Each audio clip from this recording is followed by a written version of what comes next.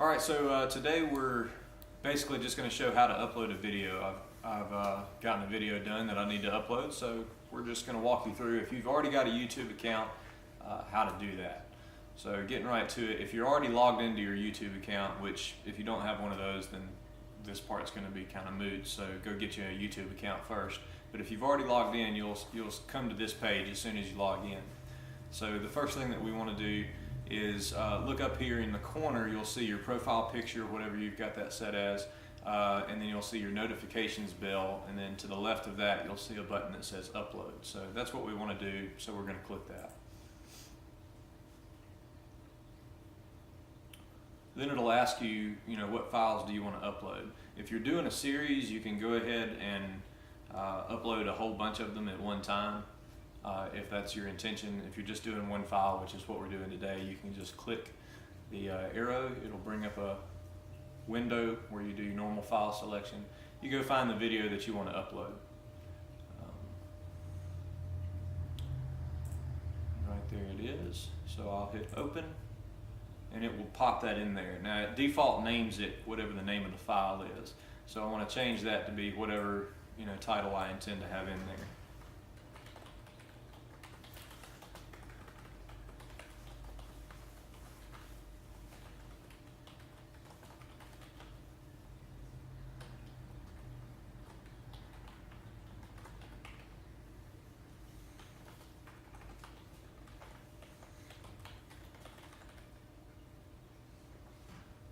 Once you've got your title in there, you can also add a description. So if you've got any credits or anything like that, depending on what kind of video it is, you put all that information here. If you've got links that you want people to follow based on what you're showing in the video, then you would put those links here. It's a lot easier. You can put them up in the video also. We'll cover how to do that some other time. But basically you just describe the video and put any additional information that you want people to know in that part where it says description. So pretty self-explanatory.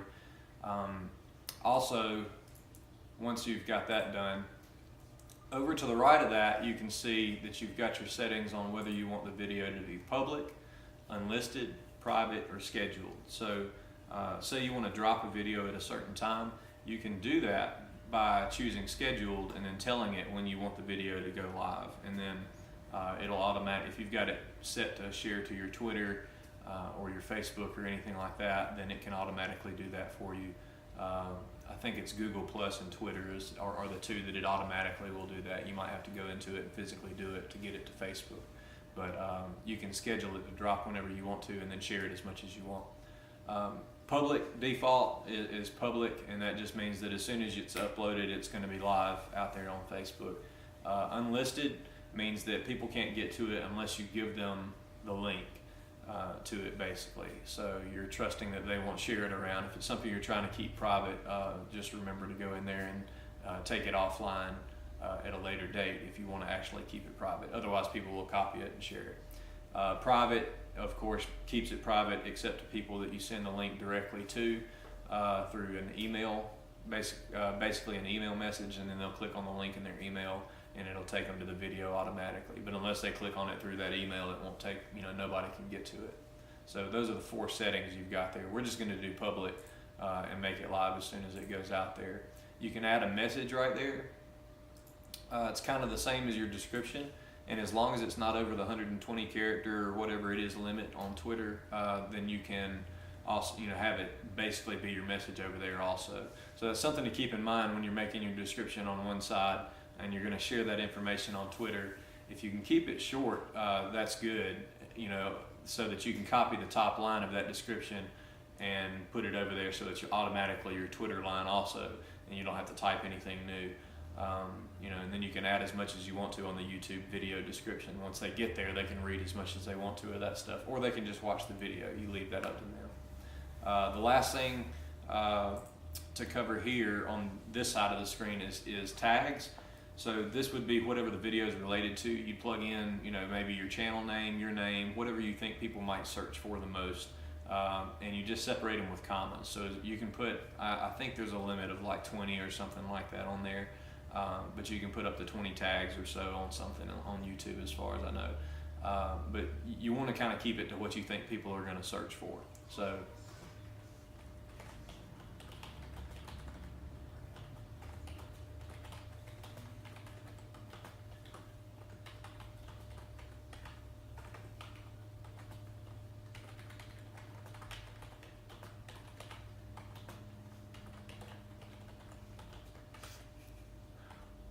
So you can put as many of those as you want to in there, whatever you think relates to the video.